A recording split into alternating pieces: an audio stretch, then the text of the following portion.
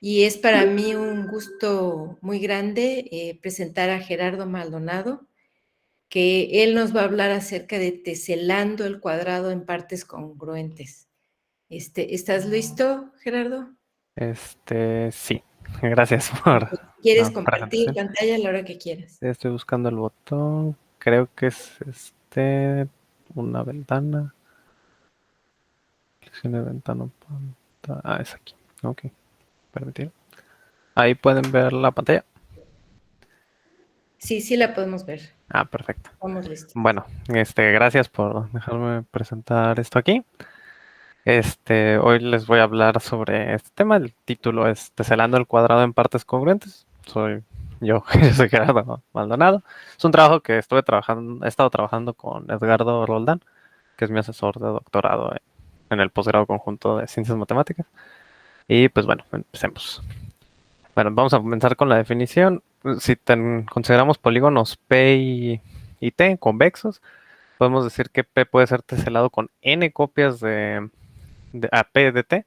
Si existen polígonos convexos en n copias, T1, T2 hasta Tn, todos congruentes entre sí, o sea, solo vamos a estar considerando teselaciones congruentes. Ya luego más adelante vamos a variar poquito, pero por el momento piensen en teselaciones congruentes. Y bueno, es tal que la unión de todos los pedacitos componen P y sus interiores son disjuntos, o sea, no se cruzan. Y bueno, les voy a poner unos ejemplos. Tenemos, por ejemplo, si consideramos P un cuadrado, que va a ser casi siempre el caso. Bueno, también rectángulo, pero casi siempre cuadrado. Podríamos teselarlo con copias congruentes, por ejemplo, así, ¿no? La más obvia, que sería poniendo líneas verticales, horizontales. Podemos partir en rectángulos, todos congruentes entre sí, o sea que son igualitos. O podríamos teselar también otro ejemplo así, ¿no? Esto lo podríamos hacer con estos triángulos. Si n fuera par, siempre lo podemos hacer, ¿no? Y bueno, hay otros ejemplos. Por ejemplo, si es impar, pues podemos hacer una cuadrícula mientras no sea primo, ¿no? Que sea el producto de dos números. Entonces ya podríamos hacer una teselación así en cuadrícula. Y bueno, hay muchas, ¿no? O sea, pues, se nos pueden ocurrir varias, pero la pregunta es que si existen otras maneras de partir así si n es impar. Porque si se fijan, bueno, o sea, aquí es una cuadrícula, pero pues es un caso un poquito más general que hacer esto, ¿no? Y aquí esto funciona para par. Aparte, para par hay otras maneras. Pero bueno, si es impar, existen otras maneras que no sea con rectangulitos. Y eso nos lleva a la siguiente conjetura, que es el problema a atacar. La conjetura es que si consideramos una cantidad impar, entonces un cuadrado S puede ser teselado en n copias de un polígono convexo. Si solo si es un rectángulo. O sea, si T en realidad es un rectángulo. Esta conjetura, bueno, ahorita les voy a dar contexto, pero pues es fuerte, ¿no? Es decir, bueno, solo se va a poder teselar en piezas partes congruentes si en efecto es un rectángulo para n impar. Y bueno, vamos a ver un poco de contexto.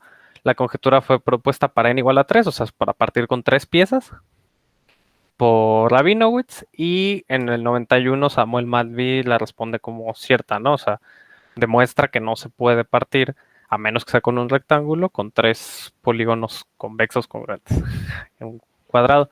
Y luego en el 94 Maltbie lo generaliza poquito a rectángulo. O sea que lo que vamos a partir en lugar de un cuadrado es un rectángulo. Tampoco se va a poder en tres piezas a menos que T sea un rectángulo.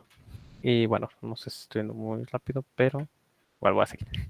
Y luego en 2016, o sea, ya más para acá, apareció este artículo de Joan y Sanfirescu, donde probaban que un cuadrado S puede ser teselado en cinco copias de un polígono convexo T. O sea, todas estas son teselaciones donde las partes son congruentes. Si solo si T es un rectángulo, o sea, probaron la conjetura para n igual a 5. Y bueno, ellos atribuyeron en este último artículo a Dancer haber conjeturado el mismo resultado para polígonos T no convexos. Esa conjetura sigue abierta, creo. Y bueno, o sea, él dice que ni siquiera se va a poder aunque no sea convexo con lo que estamos partiendo. Y bueno, hay otros resultados más generales que en el área y para eso tendremos que regresar unos años. En el 68 y en el 70, Thomas y Monsky, independientemente, tengo entendido, probaron que un cuadrado S no puede ser teselado con una cantidad impar de triángulos no congruentes, pero que tengan la misma área. Es decir, si con lo que estamos partiendo nuestro cuadrado son triángulos con la misma área, no se va a poder teselar. Y bueno, ese resultado va a ser importante ahorita más adelante. Luego, en 2020 apareció este artículo de Rao, Ren y Wang, que fue lo que nos motivó a nosotros a meternos en el problema, a ver de qué trataba. Y era que si un rectángulo R puede ser teselado en n copias de un polígono convexo T, entonces T debe tener menos de 6 lados. Ellos, en lugar de enfocarse en la cantidad de polígonos con lo que, bueno, de partes en la que vamos a partir, se enfocaron en que, bueno, no importan las partes, bueno, sí importa que sea impar, pero no importa, salvo eso, más bien cuántos lados puede tener la figura, y ellos probaron que más de 6 o más no va a poder tener la figura. Y bueno, ellos también en el mismo artículo demostraron que además no vamos a poder partir, o sea, aunque estuviéramos partiendo en cuadriláteros, no vamos a poder partir en trapecios rectángulos. O sea, bueno, dice, puede ser teselado en n copias de un polígono convexo, entonces T no es un trapecio rectángulo. Y bueno, estos son mucho contexto, pero aquí lo resumí. Entonces, en resumen, ¿qué sabemos, no? Sabemos, entonces, que si quisiéramos partir, bueno, teselar en partes congruentes un rectángulo en n copias, con donde T tiene Q lados, entonces T tiene que tener más de 3 lados y menos de 6, o sea, 4 o 5, básicamente.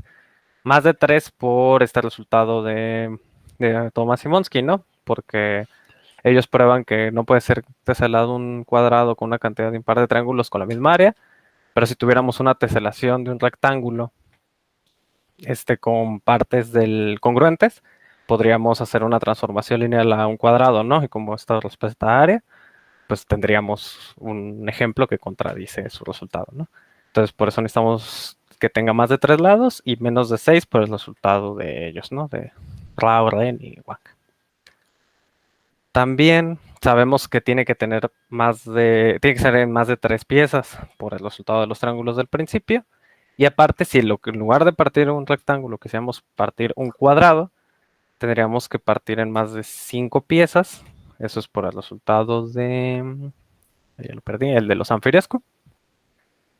Entonces tendremos que partir en más de 5 piezas y T no es un trapecio rectángulo y eso es el resultado de ellos. Entonces lo que sabemos, bueno, lo que sabíamos hasta este momento es que tenía que ser partir en piezas que tengan 4 o 5 lados, o sea, polígonos convexos con 4 o 5 lados, y que tiene que tener más de 3 piezas si estamos partiendo un rectángulo, y tiene que ser una partición en más de 5 piezas si estamos partiendo un cuadrado. Y en el caso de 4 lados no puede ser un trapecio rectángulo, aparte que nosotros tenemos prohibido partir en rectángulos. Bueno, entonces nuestro enfoque, bueno, les voy a platicar como las 3 partes de cosas que sabemos sobre lo que podemos modelar sobre este problema, y luego les platico cómo las usamos para obtener algunos resultados. Bueno, entonces primero vamos a fijarnos en la gráfica dual de una teselación de este estilo. Entonces, bueno, la definición está medio mucho texto y muchas variables, pero básicamente es que si tenemos una teselación en partes T1, T1, T2 hasta Tn, y el rectángulo que estamos partiendo, y numeramos sus lados del rectángulo, ahorita les enseño un dibujo, como S1 hasta S4.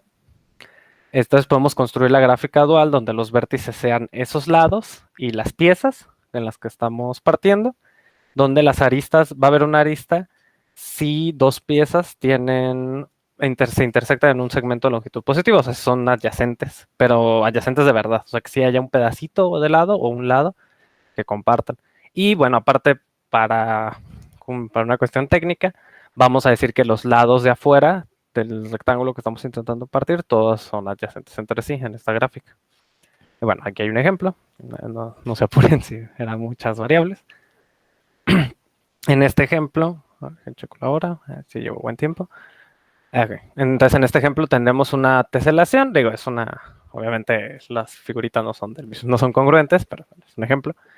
Y entonces tenemos que vamos a poner un vértice así por cada pieza, y si se fijan las aristas están donde comparten segmentos, comparten lados o pedacitos de lados. Por ejemplo, la de en medio a la izquierda tiene 2. Entonces, bueno, aquí una cosa rápido a destacar es que los vértices no van a tener grado, es su cantidad de lados, sino su cantidad de vecinos. Que bueno, es lógico, pero sí. Y están los lados de afuera, que si se fijan, los los juntamos todos, menos, o sea, con sus adyacentes en el orden cíclico. Y bueno, lo importante de esa gráfica realmente, lo que nos va a servir, es que tiene todas las propiedades combinatorias de la gráfica. Ahí me equivoqué, ahí debe decir de la teselación. O sea, si se fijan, tiene todas las vecindades, que es básicamente lo que nos importa. Esta es conexa, es decir, que si, bueno, para los que no saben qué es ser tres conexo, es que si quitamos dos vértices, los que sean, la gráfica sigue siendo conexa. Sigue habiendo trayectorias de cualquier vértice a cualquier vértice. Y bueno, esto no es una propiedad, pero también es importante acordarnos que los vértices de SI forman un ciclo distinguido, es decir, nosotros podemos agarrar ese ciclo de afuera y como fijarlo. Pero bueno, eso es más como para que se acuerden después. Bueno, esas son como las propiedades de la gráfica dual, de la teselación. Ahora, nosotros nos fijamos también en las propiedades geométricas. No, o sea, no en todas, pero les voy a enseñar las que nos fueron útiles. Entonces, bueno, está este lema que es así una letanía impresionante, pero ahorita se los explico. Es básicamente si n es mayor o igual que 3, es un entero impar. O sea, estamos todavía en el caso, bueno, en el caso impar general, y estamos partiendo un rectángulo. Entonces numeramos los lados, S0 hasta S3, los lados cerrados de P. Y entonces, si P puede ser teselado por n copias las n copias de T, entonces estas propiedades se van a cumplir.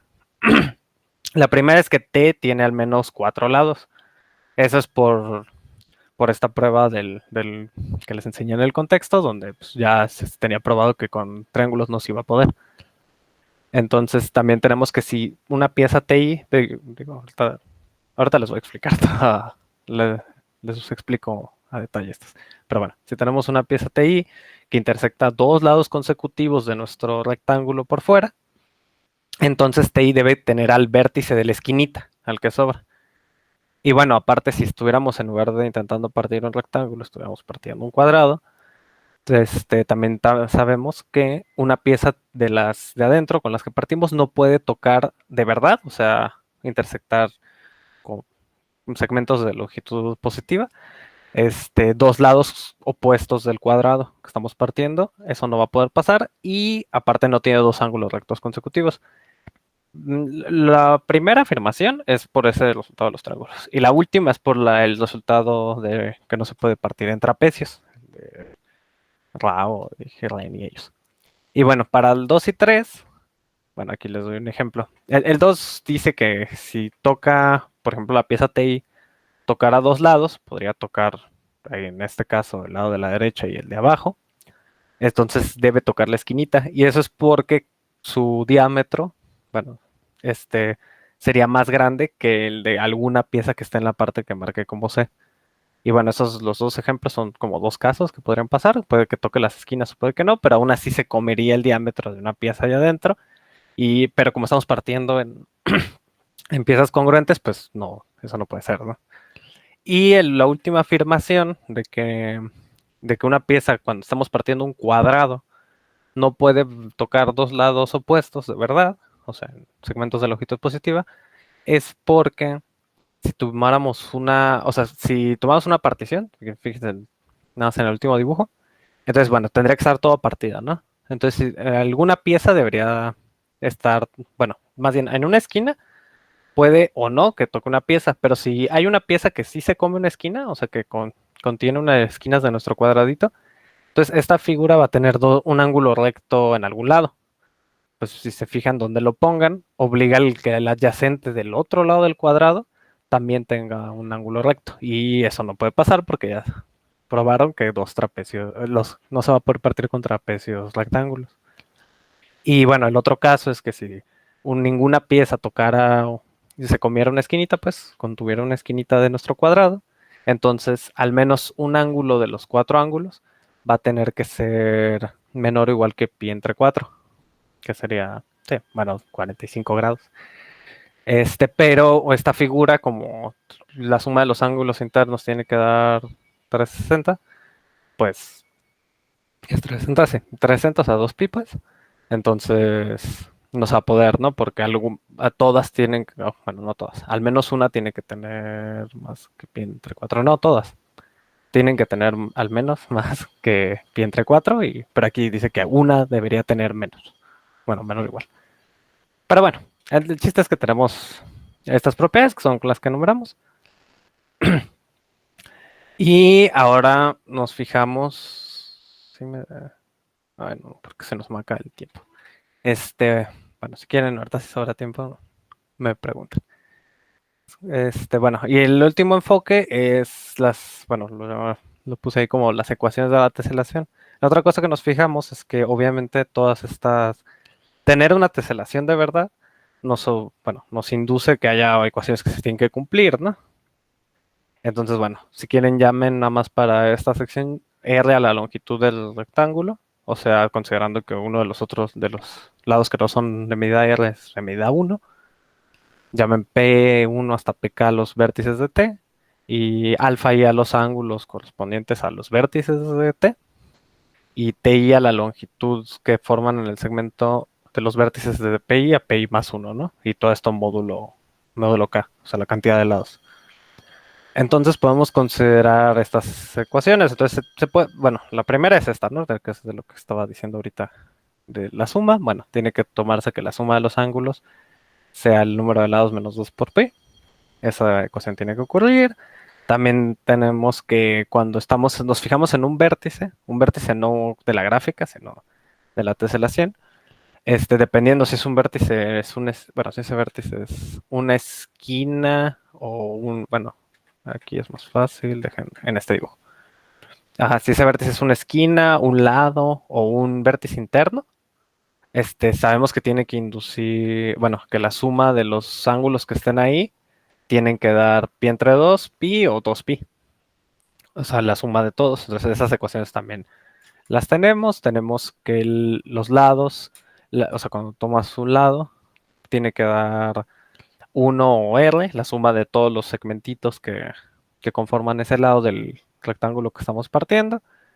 Y bueno, de hecho, eso último más en general, si comparten un segmento, a algunos lados, sabes que tienen que sumar lo mismo. Esto, quien no lee, aquí se explica mejor. Bueno, aquí, por ejemplo, o sea, tenemos la ecuación esta de que estos ángulos tienen que dar 360 porque están en un vértice interno, pero lo que decía los lados era esto. O sea, si tenemos un segmento y tenemos lados del polígono que lo conforman, pues, entonces tenemos esta igualdad, ¿no? La de TJ1 y TJ2 sumados es igual a los del otro lado.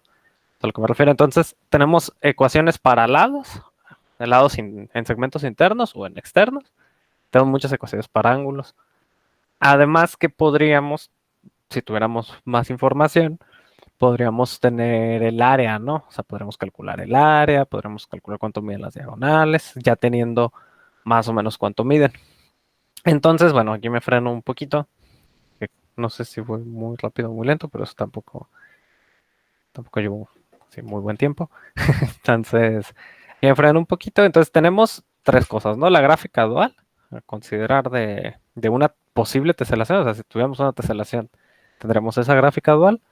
Tenemos esas pequeñas propiedades geométricas sobre las piezas, cosas que tienen que cumplir o que no podrían cumplir las piezas. Y sabemos que podríamos conseguir muchas ecuaciones teniendo los datos, ¿no? Teniendo los ángulos y los lados. Entonces nuestro plan es considerar, o sea, si tuviéramos una teselación, tendría una gráfica dual. Entonces nuestro plan es considerar las gráficas duales y empezar a filtrar con estas propiedades, las propiedades de la misma gráfica, las propiedades geométricas y revisando que cumplan las ecuaciones de algún modo que ahorita les voy a explicar. Y con eso poder filtrar lo suficiente como para agotar, o sea, que no haya, o revisar si la conjetura es cierta, que no haya ejemplos que la contradigan, o sea, que sí se va a poder partir, o agotar que no, que ninguna logre cumplir todas estas condiciones. Entonces, bueno, ya hablando así del programa, o sea, lo que programamos, si quieren, espera tanto, de lo que programamos. Bueno, entonces, ya dada una cantidad de piezas en la que vamos a querer partir, imagínense ahorita los casos abiertos eran de los que les enseñé, pues 7, ¿no? Digamos que queremos partir un cuadrado en 7 piezas. Entonces, bueno, primero calculamos todas las posibles gráficas duales de n más 5 vértices. Aquí no lo dije, pero es n más 5 porque en la práctica, o sea, aunque en teoría es lo mismo, en la práctica nosotros aquí añadimos un vértice F0, que es vecino de F1, F2, F3 y F4. Y eso nada más es porque es más fácil distinguir. Bueno, en nuestro código ya estaba, era más fácil distinguir así. Bueno, aunque es más fácil que en general. Bueno, calculamos todas las gráficas duales que podrían ser las duales de n más 5 vértices utilizando Plantree. Plantree es un software que tú le haces algunas condiciones chiquitas y te puede buscar, te puede calcular todas las gráficas que las cumplen. Es bastante bueno. Entonces calculamos todas esas, ¿no? Y con posibles gráficas duales, pues agarramos todas las posibles gráficas de n más 5 vértices que tuvieran las propiedades que habíamos revisado, que van básicamente tres conexas. Y luego, ya teniendo esas gráficas, nosotros las tomamos, las metimos, bueno, esto lo programamos en Python para que fuera más fácil, más accesible pues para todos, porque mucha gente usa Python. Y es fácil, ¿no? Nada más hay que correrlo, es interpretado. Bueno, entonces nosotros tomamos esas gráficas, las metimos en Python, en estructuras, y filtramos por isomorfismo. Isomorfismo que respete ese ciclo que teníamos afuera. Porque, bueno, claro, para si fuera a ser de una teselación, pues lo tendría que tener, ¿no? Entonces, filtramos por isomorfismo y así nos quitamos muchas de encima. Eso fue bastante rápido. Y luego al final, bueno, no al final, sino después de eso, filtramos ahora con el lema, con las propiedades del lema. Si se fijan en el lema, me regreso un poquito al lema. Este es el lema. Cosas como que T tiene al menos 4 lados, pues bueno, podemos checar que el grado mínimo sea mayor que 3, ¿no? De todos los vértices.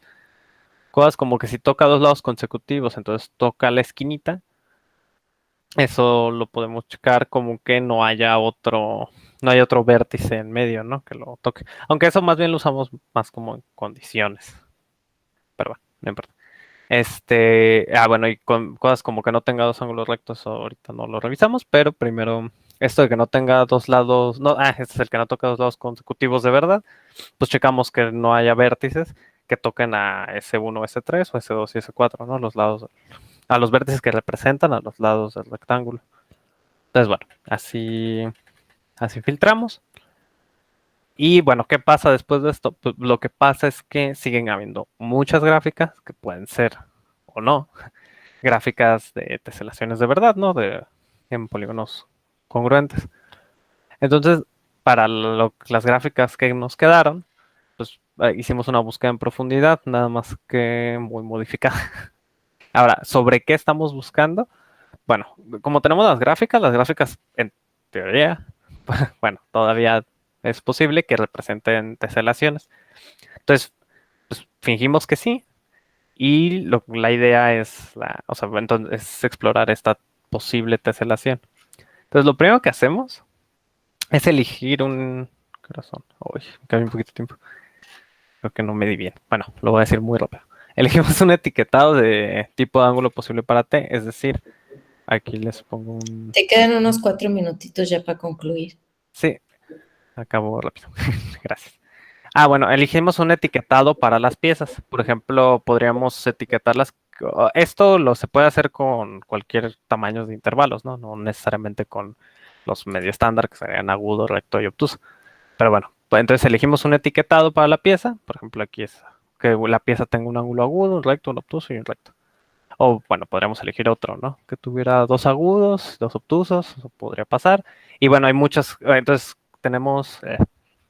ya, tenemos todas las etiquetas posibles que podrían tener estos ángulos. Nosotros aquí dividimos en agudo, recto, obtuso, aunque se puede hacer más y de hecho tuvimos que hacer más divisiones en otra variante del problema.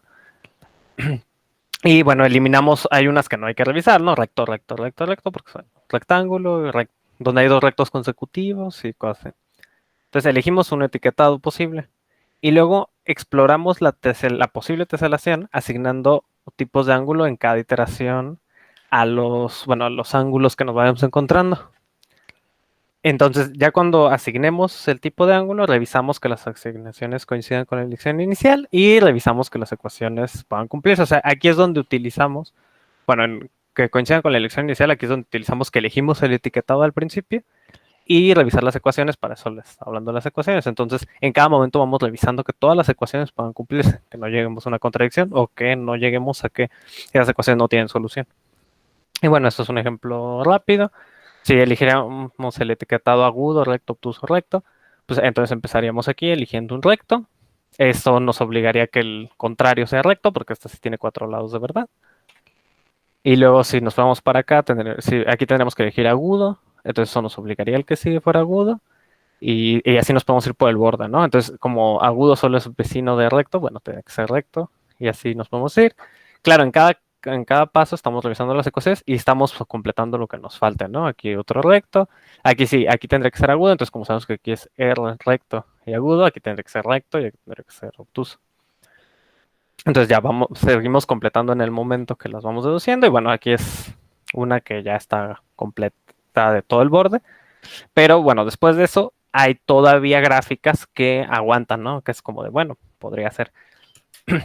Las que no aguantan, las que luego llegan a contradicción, bueno, sabemos que esa ya no podría ser. Pero las que sí, no es que sea cierto que ya... Ajá, no es que sea cierto que sí son, ¿no? Porque todavía podrían no ser. Entonces, bueno, revisamos las de adentro y ¿qué pasó? Entonces, bueno, si sobreviviera una, entonces tendremos que hacer otra cosa, ¿no? Pero lo que pasó, les cuento rápido, es que para n igual a 7 y n igual a 9 no sobrevivió ninguna. Entonces conseguimos este resultado, que es solo podemos partir con rectángulos, si vamos a utilizar 7 o 9 piezas. Tomo agua. Eso si quisiéramos partir un cuadrado. Si quisiéramos partir un rectángulo, también conseguimos que con 5 piezas o con 7 piezas no se va a poder, a menos que sean rectángulos. Eso quiere decir que a este proceso no nos sobrevivió ni una gráfica. Y bueno, esto se los iba a platicar, pero esto lo digo rápido.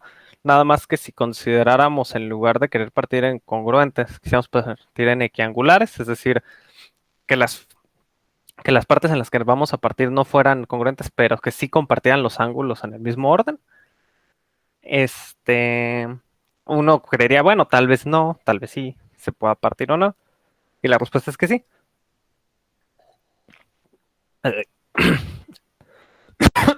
La respuesta es que sí, que por ejemplo, aquí este es un ejemplo con 1, 2, 3, 4, 5 piezas. Todas estas son particiones con equiangulares.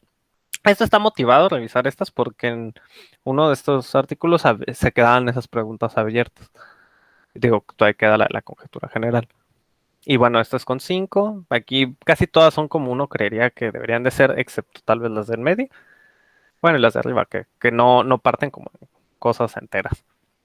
Y bueno, las de abajo son como las estándar, las que se les hubieran ocurrido rápido. Y para esto que es 5 piezas. 1, 2, 3, 4, 5 piezas. Sí. 5 piezas. Entonces, ¿esto qué era? No, eran 5. Bueno. Con 3 lados, perdón. Entonces, con triángulos y estos con cuadriláteros, partir. También sobreviven muchas y de hecho si le seguimos aumentando parece que van a siempre sobrevivir cada vez más. Y bueno, algunas de estas son curiosas y por ejemplo, están aquí subrayadas, punteadas, las que vienen de la misma gráfica, pero no se parecen tanto como podría uno creer que se van a parecer todas las que vienen de la misma gráfica. Y pues, nada más no me queda más tiempo, mejor les concluyo ya, pues bueno. Unas cosillas rápidas que quería destacar es que el método o sea, lo podemos trasladar todo el método a querer partir con cosas a querer partir un polígono no convexo, ¿no? Y bueno, iba a hablar un poquito de error, pero ya no les digo nada, solo que es como la configuración de ángulos más problemática, que coincide con que en el último artículo, ese de 2020 que les platicaba, ellos creen que ese de error se puede eliminar analíticamente, pero contradice con que bueno, nosotros eran los que siempre sobrevivían casi hasta el final. Y bueno, el código es fácilmente paralizable, nosotros lo paralizamos, pero supongo que se pueden paralizar de maneras un poquito más óptimas, o no sé.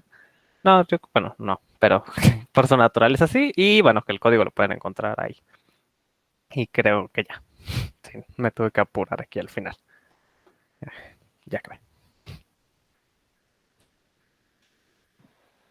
Muchísimas gracias, Gerardo. Desafortunadamente ya se nos acabó el tiempo, así que pues cualquier pregunta que tengan a Gerardo, pues escríbanlo, contáctenlo.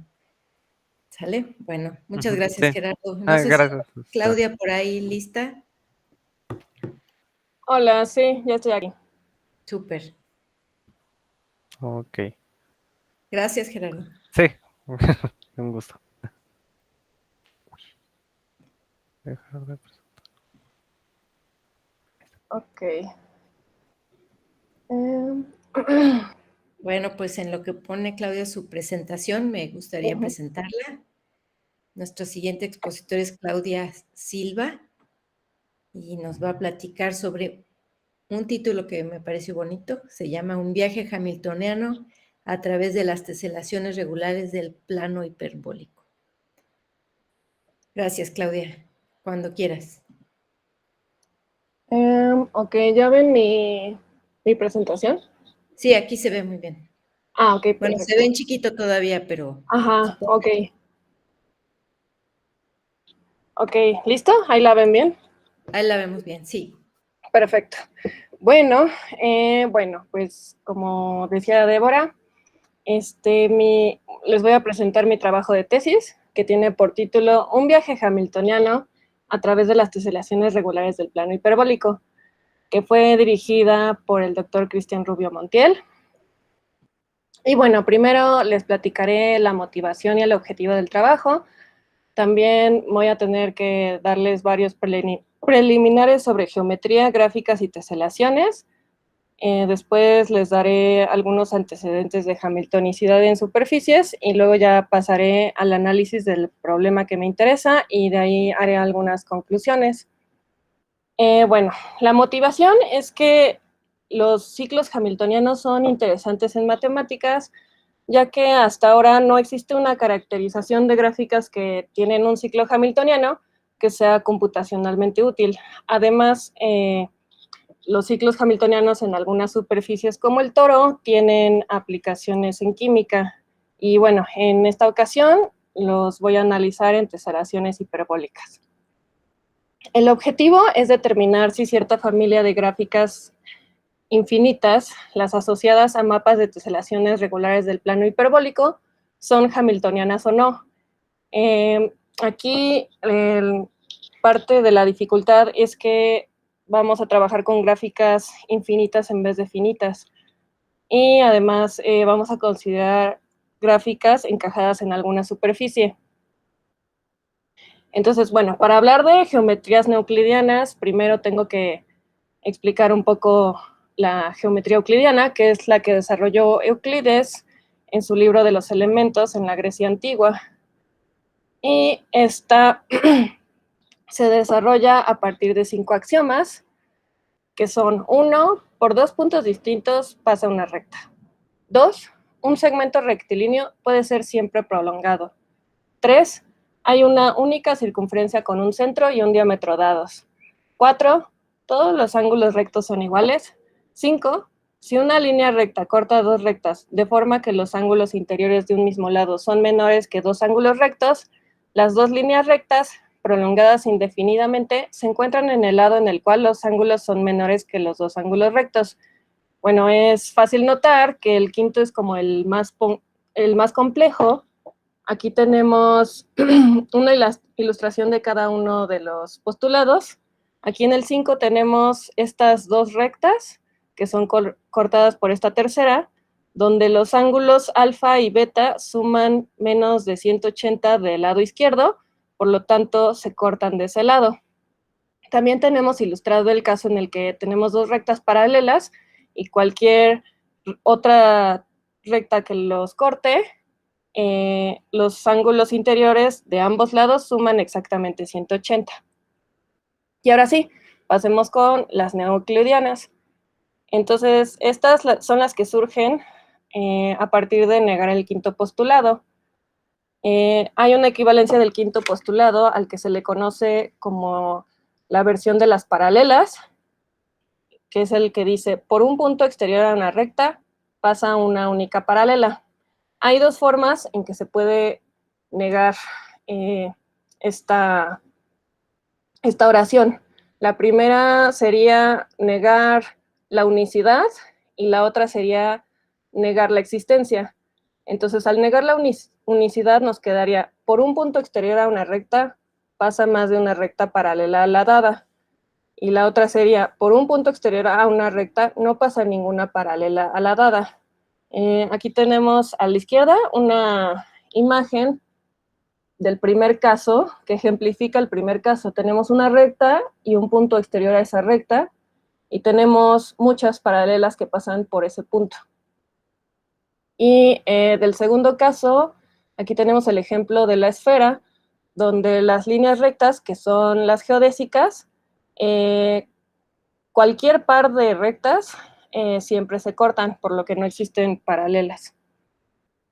Y bueno, intercambiando el quinto postulado por cualquiera de estas dos afirmaciones y preservando los primeros 4, se obtuvieron 2 nuevas geometrías consistentes, una por cada una de las afirmaciones.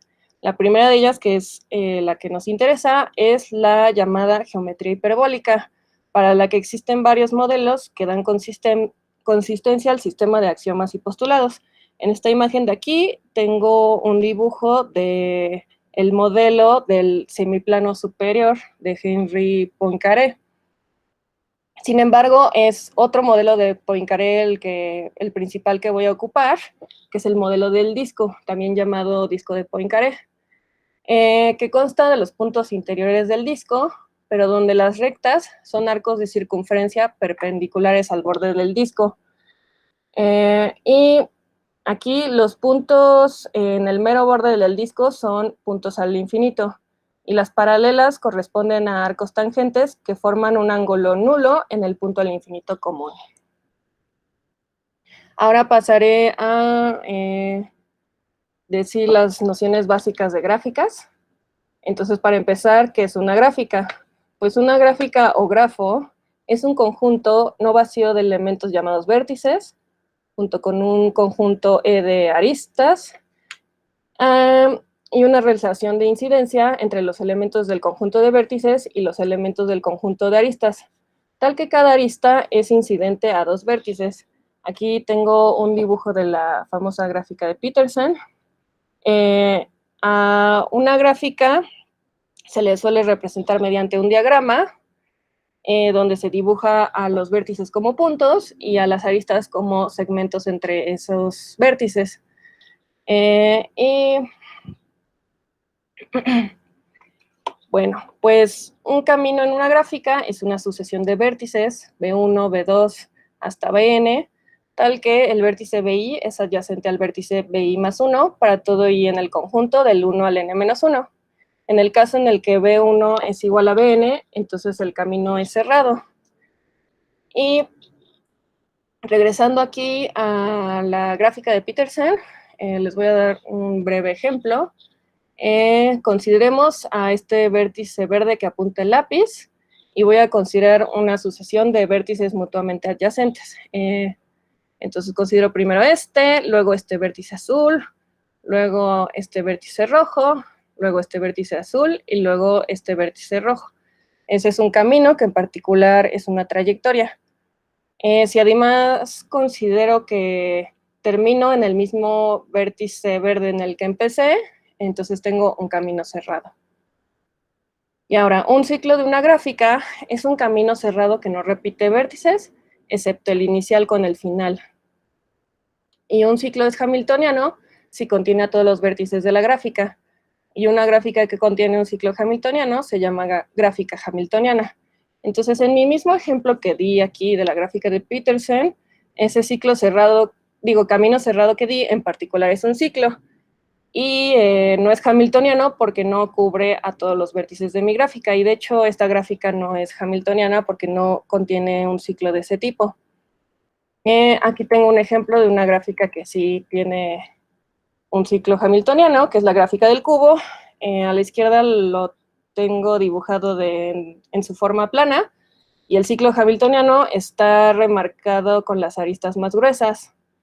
Y a la derecha está con las aristas en rosa. Bueno, ahora pasemos con las nociones básicas de teselaciones. Entonces, para empezar, una teselación es una familia numerable de conjuntos cerrados, a las que se llaman teselas de la familia, tal que su unión es todo el plano y sus interiores son ajenos por pares. Dado un conjunto en el plano, una simetría para ese conjunto es una isometría que transforma el conjunto en sí mismo. Recordemos que una isometría es una transformación que preserva distancias. Y dado un conjunto de puntos en el plano, su grupo de simetrías es el conjunto de simetrías del conjunto con la operación que va a ser la composición de funciones. Ahora, dos teselas de una teselación se llaman equivalentes si el grupo de simetrías contiene una transformación que manda una en la otra. Y al conjunto de todas las teselas que son equivalentes a una de ellas se llama la clase de transitividad de esa tesela.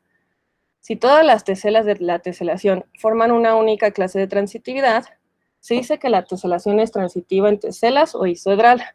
Y esta idea de transitividad se puede aplicar a otros elementos de la teselación, como vértices o aristas.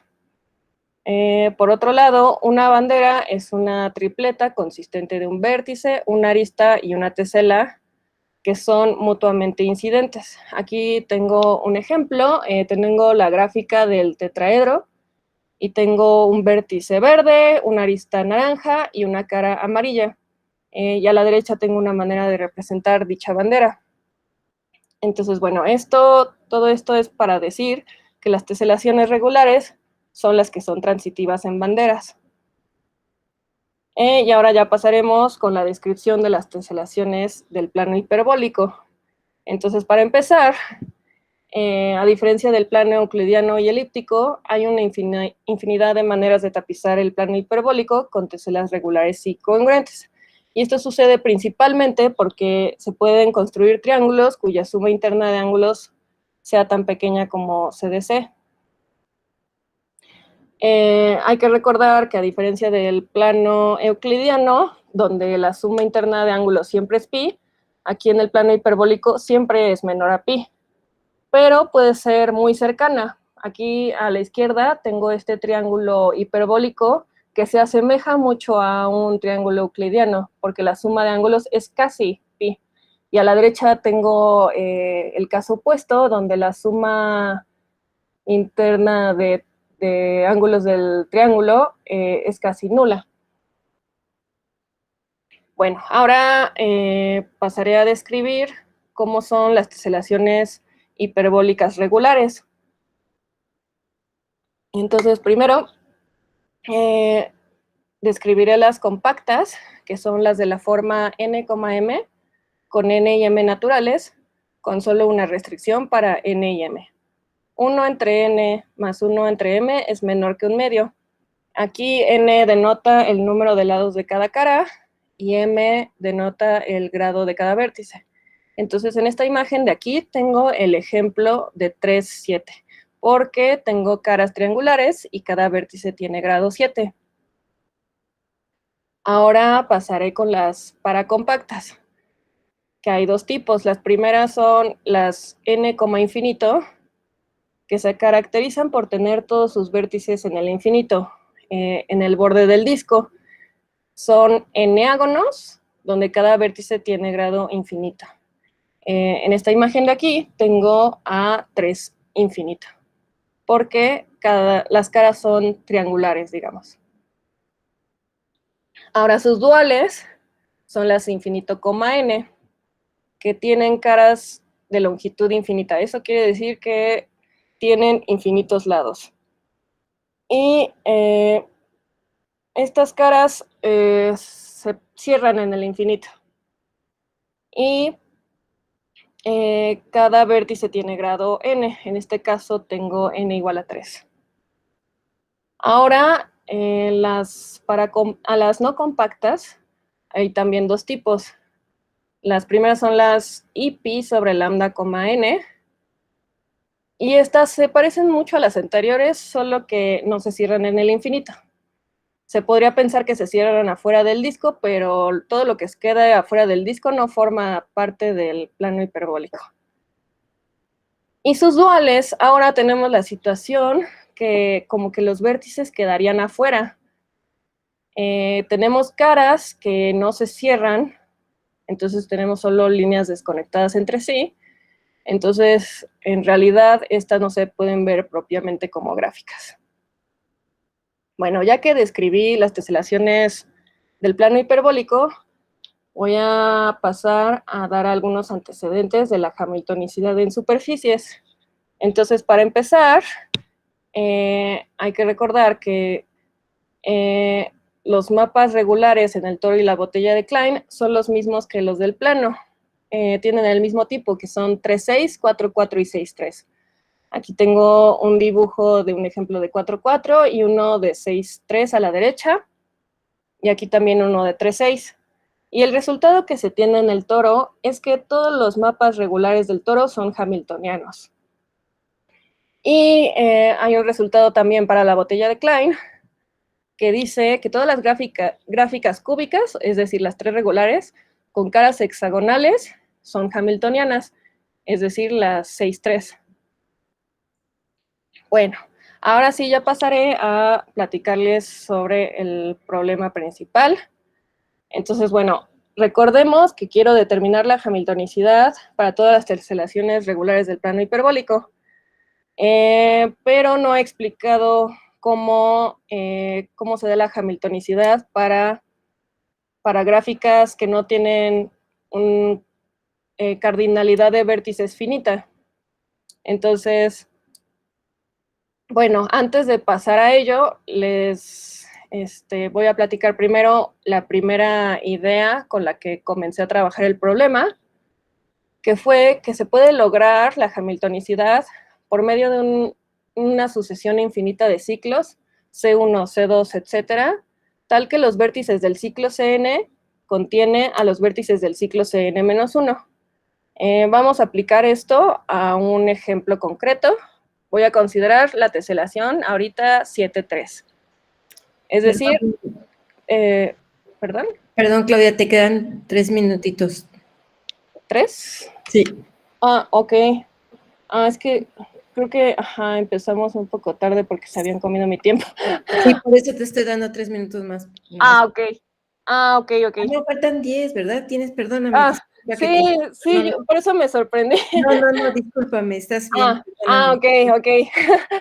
Bueno, porque sí, todavía me falta platicar lo principal. Bueno, estoy en eso. Ok, bueno, entonces continúo. Entonces, bueno, pensamos en esta primera teselación compacta, que es la 7,3. Entonces comienzo dando un ciclo, como primer ciclo, un heptágono cualquiera. Y ahora, para el segundo ciclo, retiro una arista y considero aristas en cierta orientación pegadas a mi ciclo anterior. En este caso elegí la orientación opuesta al de las manecillas del reloj. Y cierro el ciclo. Después retiro otra vez una arista, retiro esta arista y ahora me voy hacia el otro lado y me voy a tomar aristas pegadas al ciclo anterior y cierro el ciclo. Y sigo así sucesivamente hasta el infinito. Y bueno, para ver si realmente esto sirve o no, ahora sí tengo que explicar cómo se podría dar la hamiltonicidad en teselaciones con número de vértices infinito, como es el caso de las teselaciones hiperbólicas. Entonces, para ello vamos a tener que considerar una forma de compactificar una gráfica. Entonces, bueno, para empezar, un rayo es una trayectoria que se infinita hacia un extremo. Y un end es una clase de equivalencia de rayos equivalentes. Y a una gráfica encajable G, junto con sus ends, se le llama la compactificación freudental de G y se denota por G entre barras. Además, bueno, también tenemos esta definición que es la principal, que es una curva de la compactificación de G, es la imagen de un mapeo continuo del círculo unitario S1 a la compactificación de G, para un conjunto de vértices X. Una X curva es una curva cerrada en la compactificación de G, tal que cada vértice de X es usado exactamente una vez, de manera que una curva hamiltoniana es una X curva donde X es igual a B de G. Y bueno, ya teniendo las definiciones necesarias, tengo estos dos teoremas que nos van a ser muy útiles para resolver el problema. Entonces, el primero es, para una gráfica G localmente finita son equivalentes. 1, para todo subconjunto finito S de vértices, G tiene un ciclo que contiene a S. 2, la compactificación de G tiene una curva hamiltoniana.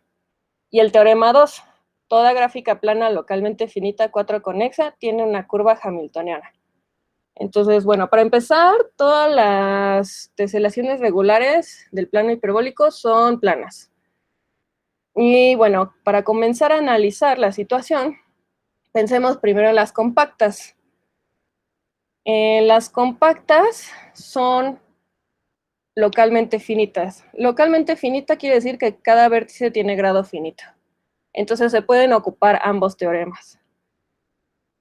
Y entonces, primero nos fijamos que las que tienen regularidad 4 o más son 4 conexas, que ahorita lo voy a explicar brevemente, de modo que van a resultar hamiltonianas por el teorema 2. Para las 3 regulares no son 4 conexas, entonces no se puede ocupar el teorema 2. Entonces, si quisiéramos ocupar el teorema 1 y quisiéramos que la compactificación tuviera una curva hamiltoniana, necesitamos que para todo subconjunto finito S de vértices, G tenga un ciclo que contiene a ese conjunto, ¿no? Entonces, ¿cómo se relaciona esto con esto que describí acá? Pues observemos que si tenemos un subconjunto de vértices finito, por más grande que sea, siempre voy a poder encontrar uno de estos ciclos lo suficientemente grande tal que contenga a todos los vértices de ese conjunto finito.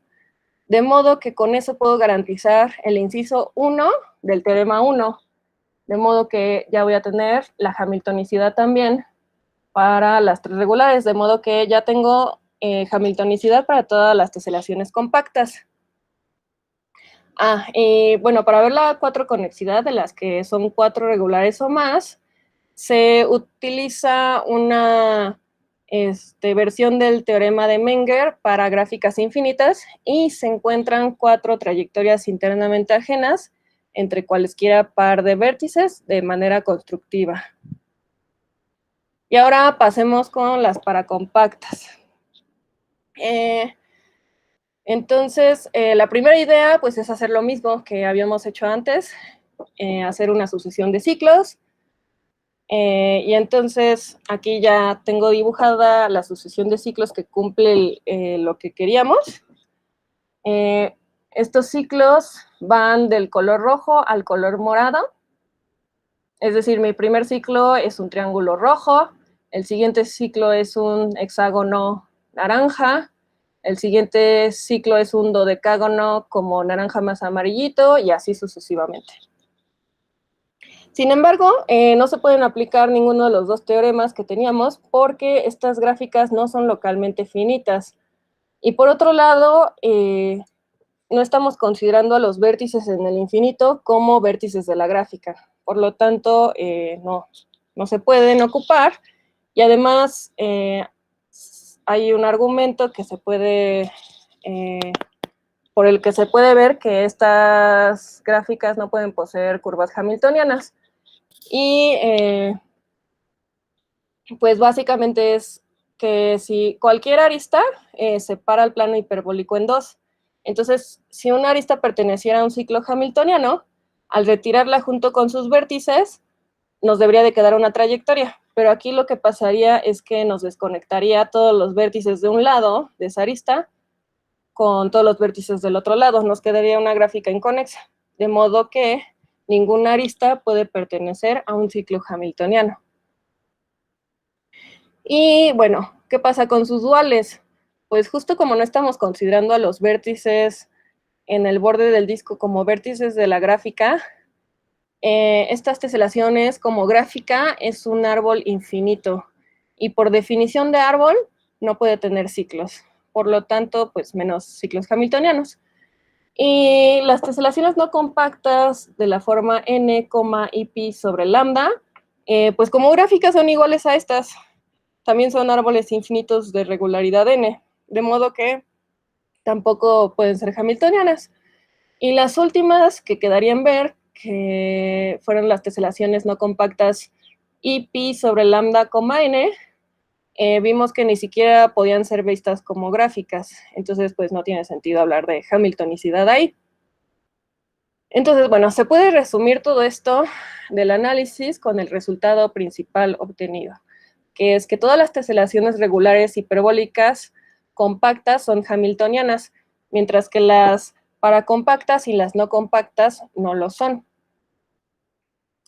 Y, bueno, por último, con las mismas herramientas que se usaron para demostrar la hamiltonicidad de las teselaciones regulares del plano hiperbólico, se puede probar que también las teselaciones regulares del plano euclidiano son hamiltonianas.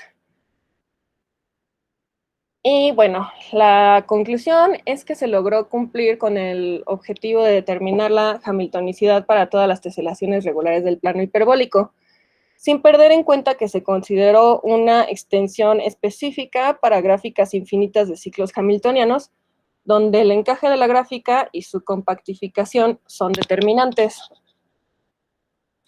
Y bueno, también se pudo probar la hamiltonicidad para las teselaciones regulares del plano euclidiano con las mismas herramientas que utilizamos para el plano hiperbólico.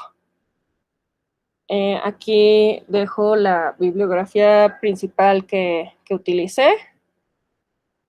Y muchas gracias por su atención. Gracias a ti, Claudia. Discúlpame que te interrumpí. ¿Alguna pregunta para Claudia?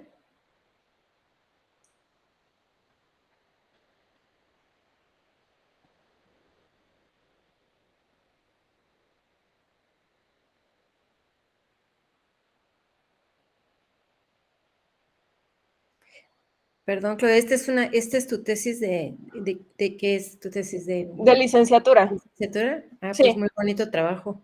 ¿Ya la presentaste? Sí, hice mi examen en diciembre. Ah, muy bien, pues felicidades. ¿Y le vas a continuar por aquí? Pues quizás, aún no sé. Ajá, muy bien. Me están preguntando que cómo se hacen los aplausos por aquí, no tengo idea. Pero bueno, te están aplaudiendo por allá. ¿Alguna pregunta? No alcanzo a ver sus manos levantadas, pero si tienen alguna pregunta, solo activen su micrófono y adelante.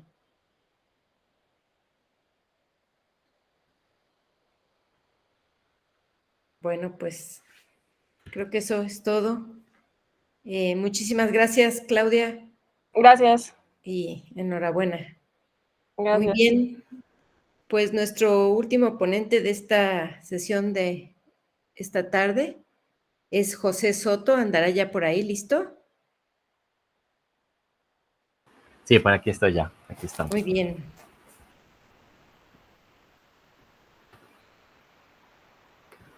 Voy a presentar aquí. ¿Y se ve la pantalla? Sí. Perfecto. Ok. Bueno, bueno, pues muchas... Espérame, déjame presentarte rápidamente. Sí. Tenemos con nosotros a José Soto.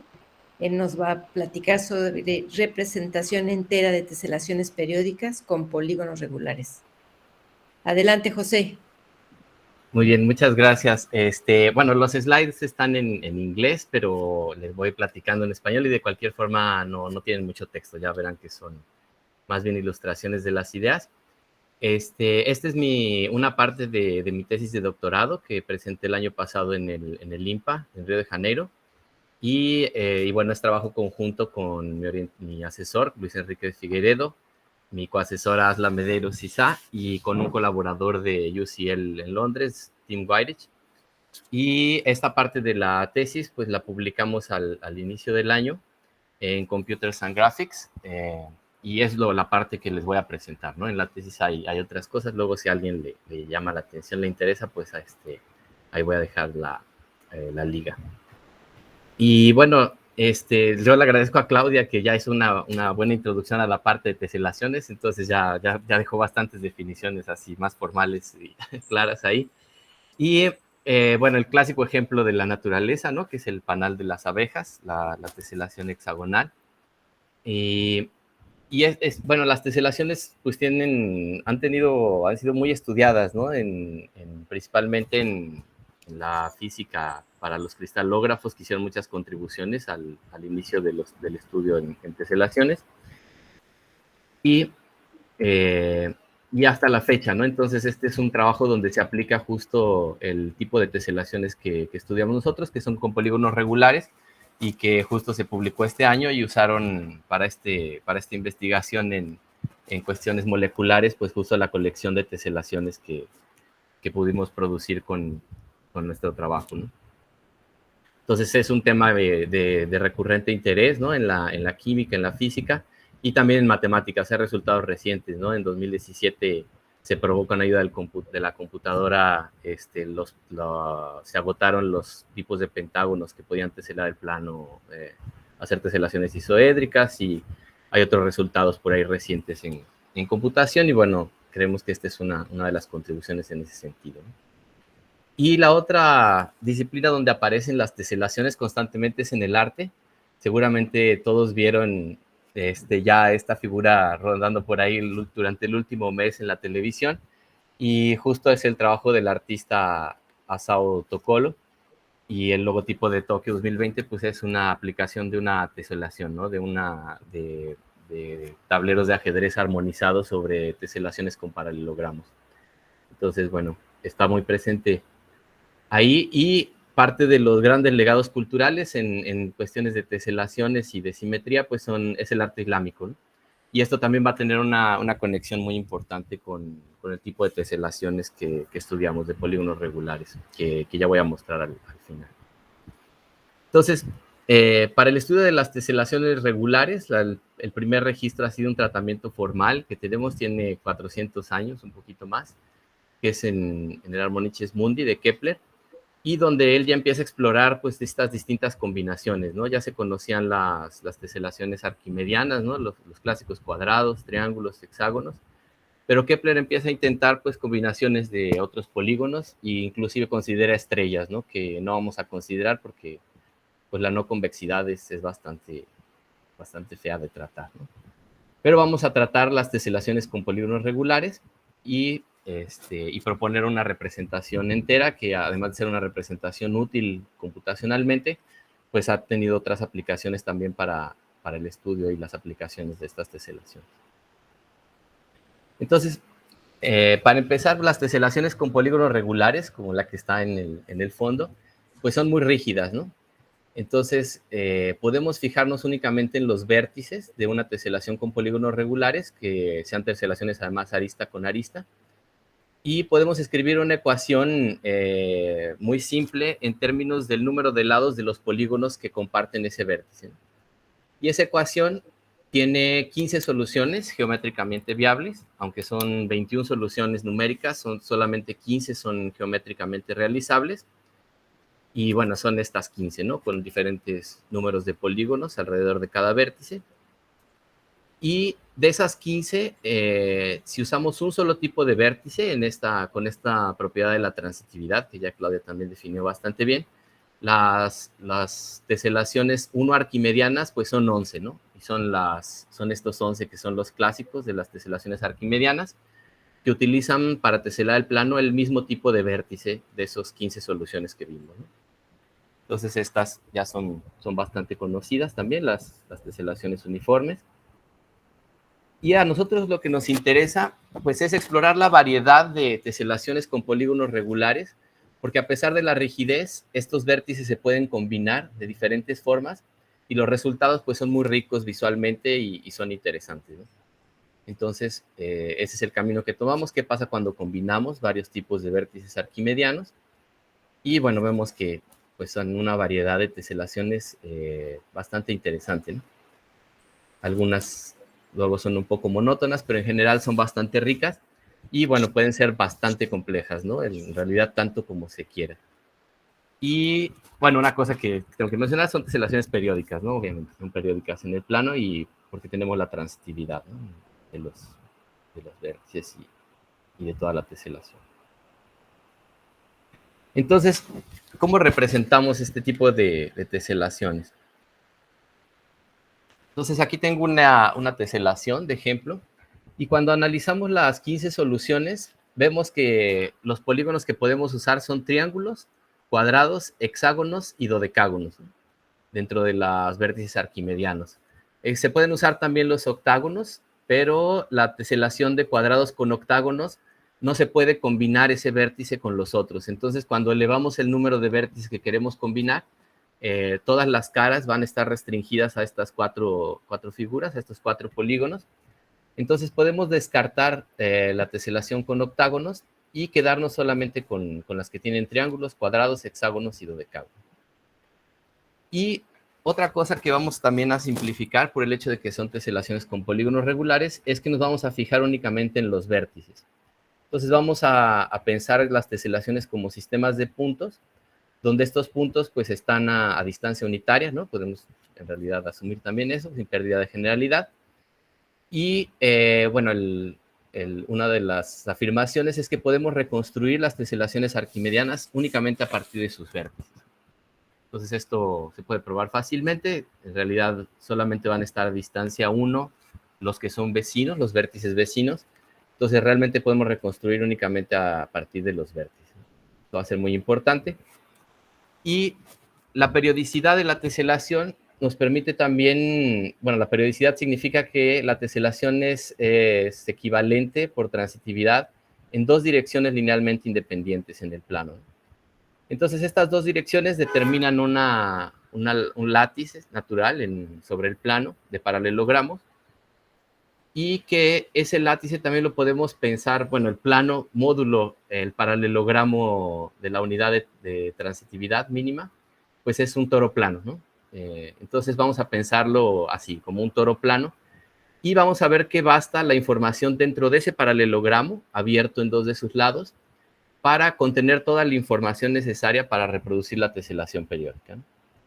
Entonces, ahí tenemos coloreados los vértices que contienen la información suficiente y necesaria para reproducir esta teselación.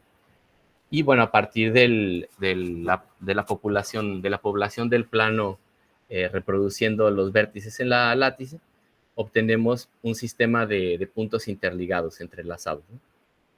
Y que son estos puntos que están coloreados además por su clase de transitividad, ¿no? Entonces, los vértices que son equivalentes por transitividad sobre la traslación están coloreados del mismo color y son los que forman este látice entrelazado. A partir de los vértices, como ya dijimos, basta mirar a los vecinos que están a distancia unitaria para reconstruir las aristas. Entonces, esto nos permite reconstruir las aristas, y por la regularidad de las caras y de sus ángulos, también es fácil reconstruir las caras, ¿no? Entonces, en realidad, todo esto se puede hacer bastante rápido. Después voy a entrar en detalles de cómo además aceleramos los algoritmos de reconstrucción topológica de toda la teselación, basado en la representación. Entonces, este es el pipeline completo de la representación de las teselaciones con polígonos regulares a partir del sistema de puntos. Con la información contenida en el paralelogramo fundamental, podemos crear copias de los vértices en todo el plano. Reconstruir las aristas, pues es trivial, ¿no? Por la distancia unitaria, y reconstruir las caras también es un algoritmo generativo que es fácil de deducir a partir de las configuraciones de los puntos. Entonces, lo que voy a explicar más a detalle, pues es esta matriz de números enteros que representa la teselación, porque es la que, pues bueno, la representación que nos interesa y que va a ser todo muy fácil de manipular, ¿no? La teselación. Entonces, al mirar los polígonos que configuran una teselación con polígonos regulares, nos damos cuenta que todas las aristas están alineadas con algunas direcciones básicas, ¿no? Ya dijimos que solo pueden ser triángulos, cuadrados, hexágonos o dodecágonos, los polígonos, y eso nos permite entonces alinear las aristas de la teselación con las raíces principales del polígono de grado 12, las raíces de grado 12 de la unidad, ¿no? En números complejos. Entonces, estos son estas 12 direcciones en el plano.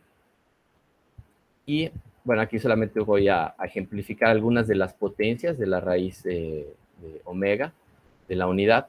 Y como todas las aristas de la teselación, pues están justo alineadas con una potencia de omega. Entonces, esto nos permite que si colocamos el origen en cualquier vértice, todos los otros vértices en la teselación, en realidad los podemos representar como polígonos en omega.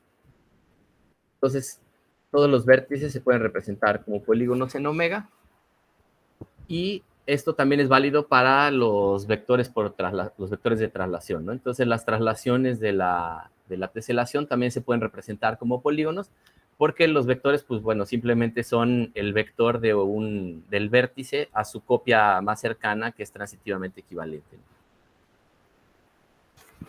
Estos vértices entonces son polígonos con coeficientes enteros en omega, pero como podemos ver, pues no son caminos únicos, ¿no? Yo podría haber contornado otro camino por este lado, por ejemplo, del dodecágono, para llegar a este vértice. Sin embargo, estos polinomios pueden ser reducidos por el polinomio ciclotómico de grado 12. Entonces, una vez que hacemos el residuo de los polinomios que representan los vértices por el polinomio ciclotómico, tenemos polinomios a lo más grado 3, y estos polinomios de máximo grado 3 sí son una representación única de cada uno de los vértices, ¿no? Entonces, para simplificar, pues podemos guardar únicamente los coeficientes enteros del polinomio ya ordenado por grado, y esto nos permite representar entonces todas las direcciones de las aristas como cuádruplas de enteros, ¿no? Entonces, bueno, obviamente la base canónica sería para 1, omega, omega cuadrado, omega cúbico, y el resto de las direcciones tienen su reducción como coordenadas únicas, ¿no? En las coordenadas de la látice ciclotómica. Entonces, esto nos da una buena base para representar las aristas. Entonces, cada teselación va a ser representada por los dos vectores de traslación que definen la región fundamental. Ya lo habíamos dicho, se puede guardar toda la información de la teselación en ese paralelogramo, y por el conjunto de vértices que está dentro de ese paralelogramo, ¿no? Que les vamos a llamar semillas de la teselación. Y tanto los vectores de traslación como los vértices se pueden representar como coordenadas enteras, ¿no? En esa látice de 4 dimensiones. Y entonces este es un ejemplo donde tenemos la teselación de la colección de Galebach, que era parte del estado del arte previo a nuestra representación, una colección solamente de imágenes, que Galebach no publicó su metodología para construirlas, pero pudimos hacer la representación con las coordenadas en enteros, ¿no? Por cuádruplas de enteros. Entonces, esta teselación se puede reconstruir a partir de esta matriz, que estamos ejemplificado aquí. Esta otra teselación, que también aparece en las dos colecciones con las que trabajamos, también de Sa-Isaac, es una colección que el papá de Az la estaba haciendo después de que se jubiló a mano, ¿no? Y, bueno, esta matriz representa esta teselación, y en realidad todas las teselaciones con polígonos regulares, independientemente de su número de vértices, pueden ser representadas con estas matrices. Y a partir de los vértices, nos interesa reconstruir pues todos los primitivos topológicos, ¿no? Las aristas que ya expliqué con la búsqueda de vecinos, y las caras, ¿no? Entonces, para hacer la reconstrucción de la topología de la teselación, vamos a hacer copias de la región fundamental únicamente alrededor, ¿no? Para tener cubiertas toda la vecinanza, toda la vecindad en español, perdón, que a veces me atraviesan los otros idiomas en la explicación, pero toda la vecindad de la región fundamental la hacemos 8 copias alrededor de ella con los vértices, y esto ya nos permite pues deducir todas las aristas, ¿no? Que corresponden a la región fundamental. Entonces, la idea sería buscar los vecinos que están a distancia 1, ¿no? Originalmente. Pero las coordenadas enteras nos van a simplificar esta búsqueda, porque en realidad buscar los vecinos sería del orden de n cuadrado, ¿no? Pero como tengo coordenadas enteras para todos los vértices, y yo sé que los que están a distancia 1, pues solo pueden estar en una de las 12 direcciones, en realidad puedo encontrar a los vecinos de un vértice en tiempo lineal, ¿no? Entonces, de las coordenadas enteras de este vértice, pues le sumo, las coordenadas de que representan a la dirección omega 0, omega 1 y así para todos hasta omega 12. Y puedo buscar en una hash, ¿no? En una tabla de hashes, de llaves de cada vértice. Pues basta buscar si esa coordenada ya existe, ¿no? Para toda la nube creamos las llaves, que son pues nada más las coordenadas concatenadas. Y eso nos permite encontrar los vecinos en tiempo lineal, ¿no? Entonces, las aristas se reconstruyen en tiempo lineal para todos los vértices. Eso nos permite obtener lo que llamamos el esqueleto de la teselación, ¿no? Tenemos una copia única de cada arista en la región fundamental, alrededor de su vértice.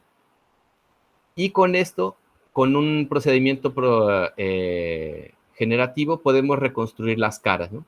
Y esto es fácil porque a esta estructura que se forma alrededor de un vértice le llamamos de una estrella, y por ser polígonos regulares, el ángulo que encontramos entre cada par de aristas, pues nos permite deducir todos los ángulos de la cara, y lo que hacemos es hacer un camino con ese ángulo alrededor pues recorriendo toda la cara, ¿no? Todas las aristas.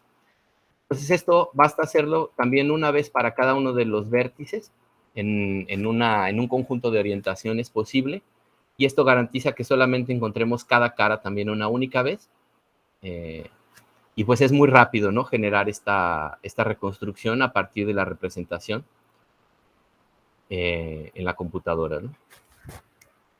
La representación además permite otras ventajas de las reconstrucciones de la teselación. Los duales también pueden ser representados en las coordenadas enteras.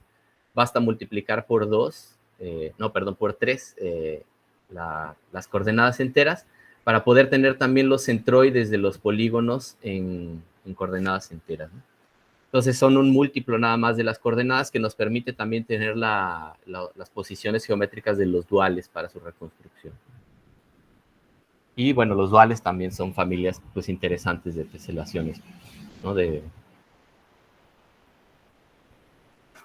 Otra de las cosas que nos permite la representación es el estudiar las simetrías de estas teselaciones.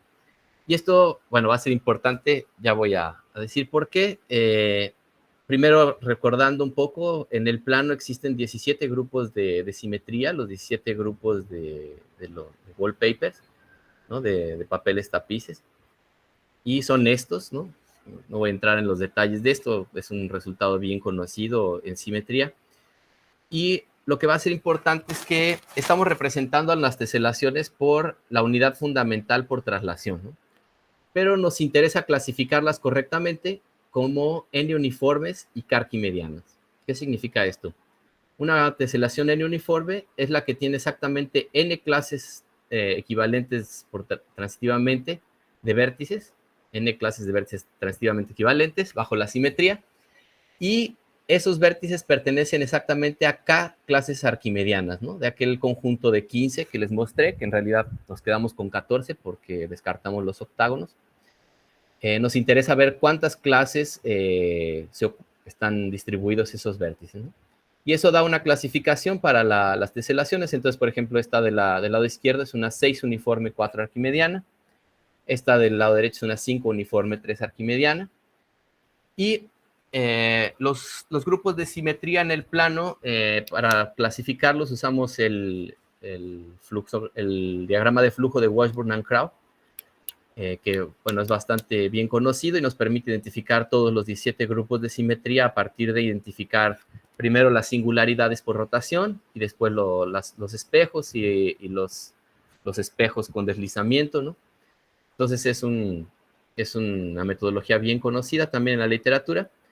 Y la ventaja es que nuestra representación nos permitió implementar este algoritmo de reconocimiento por simetría de forma completamente automática, ¿no? Las operaciones de simetría se pueden también representar en las coordenadas enteras. Y esto nos permite que sea un algoritmo el que detecta las clases de equivalencia de los vértices, ¿no?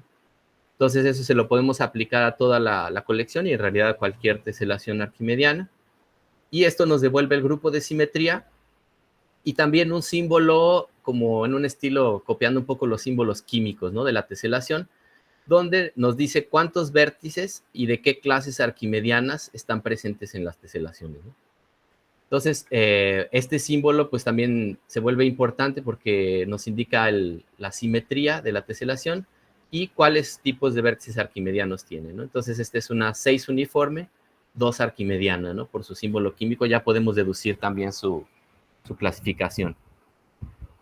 Entonces, bueno, algunos ejemplos en otros grupos de simetría, ¿no?, con su clasificación de los tipos de vértices arquimedianos, con las simetrías también anotadas automáticamente por el algoritmo. El paralelogramo rojo es el paralelogramo pues, de las equivalencias por traslación, y luego la región violeta pues es la región mínima por el grupo de simetría, ¿no? Y aquí podemos ver que están exactamente los vértices indicados en el símbolo químico. Entonces, algunos otros ejemplos, ¿no?, por los grupos de simetría. Aquí tenemos las anotaciones para los centros de rotación, ¿no?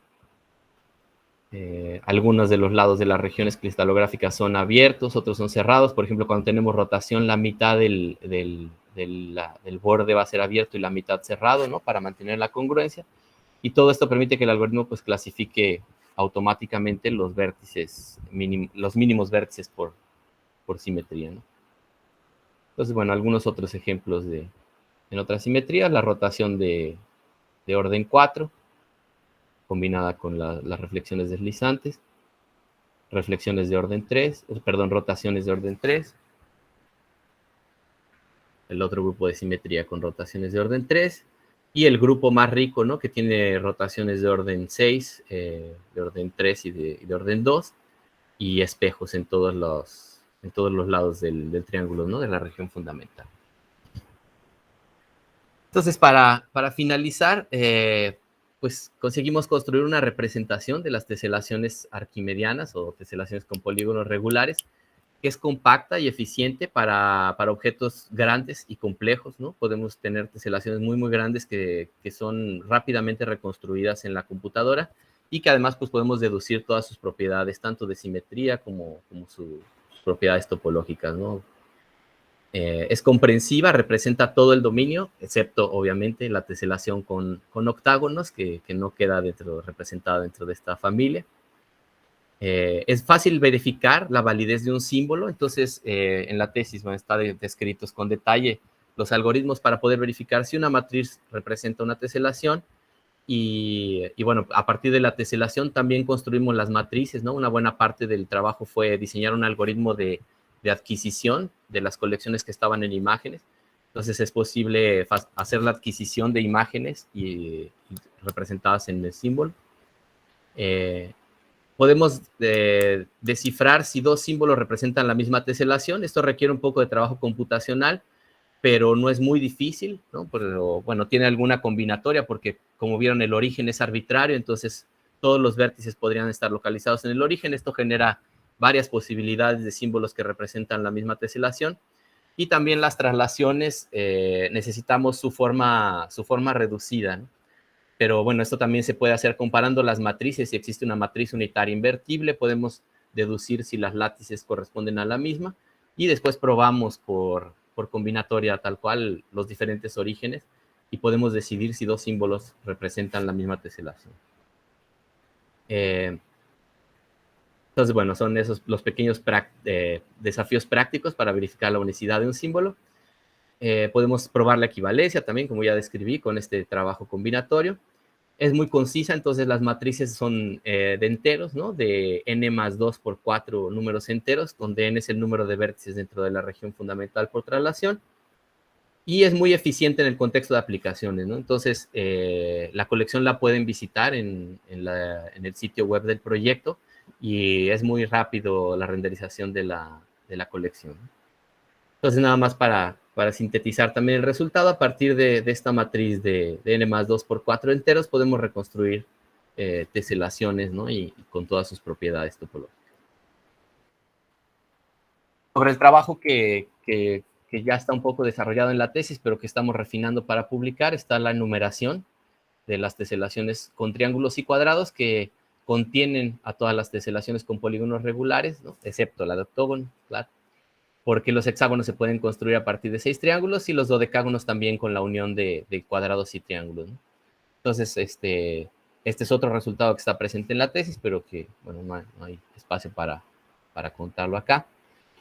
La aplicación al arte islámico, Kaplan ya en el 2005 publicó en este congreso una metodología para producir arte estilo islámico a partir de teselaciones con polígonos regulares de forma paramétrica, ¿no?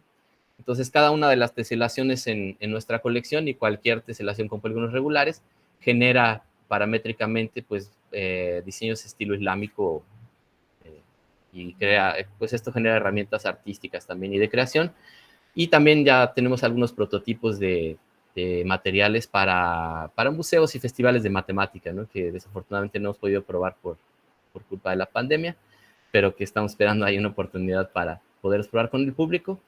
Y otra parte del trabajo que estamos empezando a hacer es extender la representación a familias de teselaciones aperiódicas, ¿no? Entonces, que también pues comparten algunas propiedades con las teselaciones que ya estudiamos y con la representación que trabajamos para las teselaciones periódicas, y estamos desarrollando estas aplicaciones. Y muchas gracias. Con eso termino y dejo los links ahí del proyecto y de mi página personal si alguien quiere después consultar más sobre el trabajo.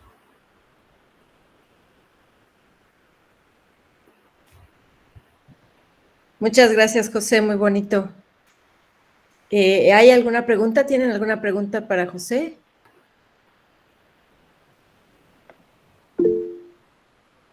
Jorge tiene. Adelante, Jorge.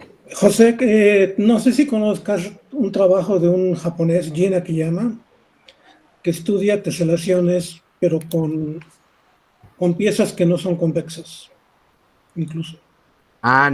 No conozco. Si después si me puedes pasar la referencia, porque sí. Mira, de hecho, te lo voy a poner aquí en la pantalla.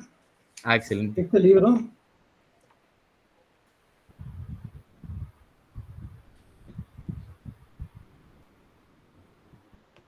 Muchas gracias, porque sí, bueno, voy colectando todo lo que me encuentro en el camino y sí está bueno para verlo. De hecho, si consultas esto, te va a fascinar, porque justamente hablando de cosas como arte, por ejemplo, ha llegado a hacer cosas como estas, donde son realmente obras de arte compuestas por otra vuelta, piezas que te teselan el plano, pero con diferentes dibujos. Excelente. Y tiene una forma de generar estas piezas que es muy, muy elegante y muy, muy bonita. ¿Sí? Muchas gracias por la recomendación, lo voy a buscar, sí. El autor es Jin Akiyama, que en mi plática fue uno de los que mencioné. Entonces, si buscas en su página, búscalo en la web, su página web, y ahí vas a encontrar apuntadoras. Inclusive, si te atrae las cosas de arte y eso, te recomendaría que si lo puedes ir a visitar, nada más dile que yo te dije que lo fuera a visitar y vas a enriquecer tu panorama de una manera que es realmente impresionante. Excelente. Te voy a escribir para hacer efectiva esa presentación. Y no, de verdad, incluso, por ejemplo, ha desarrollado objetos en 3 dimensiones. Dame un segundo.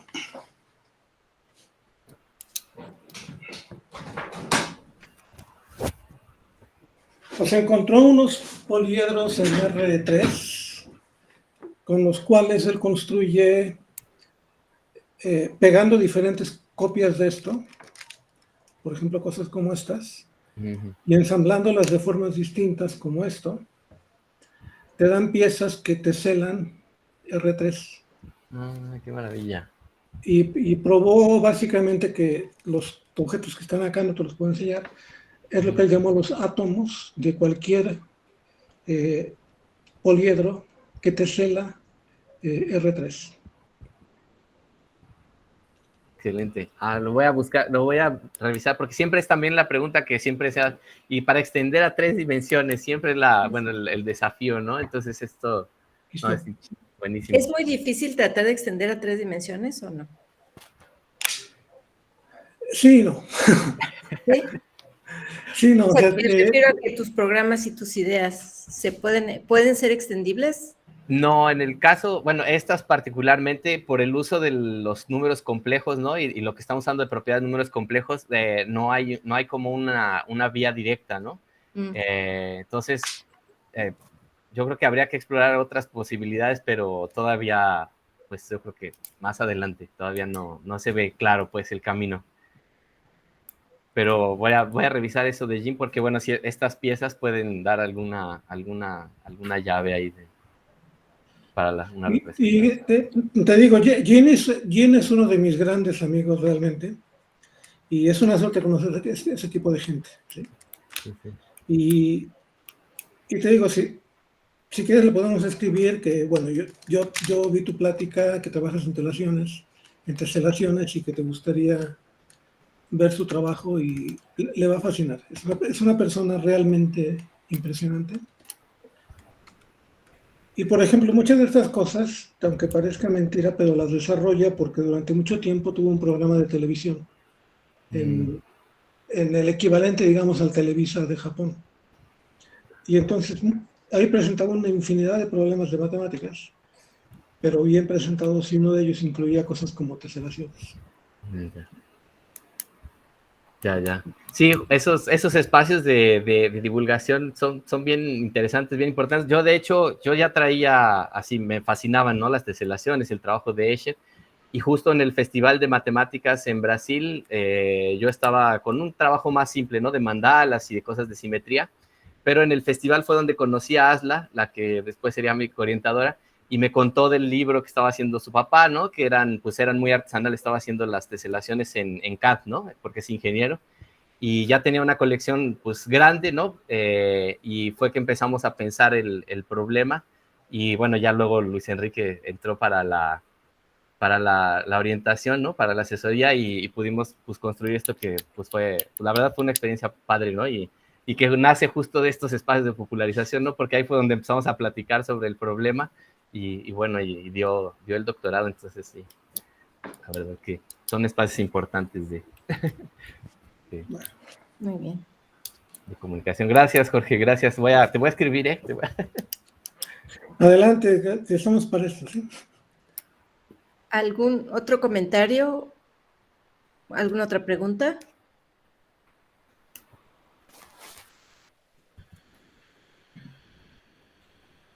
Pues para José y para todos los que hablaron esta tarde, a lo mejor les interesa, el próximo año está el Congreso Sigma, va a ser en Alaska. Hasta el momento parece que va a ser presencial, quién sabe qué vaya a suceder dentro de en el verano, pues, pero a lo mejor te interesaría participar. He visto pocos enfoques computacionales en ese congreso y a lo mejor sería interesante. Gracias, voy a guardar el dato para... Sí, va a ser en Alaska. Ok. En Fairbanks. Sale, pues. Gracias. ¿Alguna otra pregunta? ¿Algún otro comentario?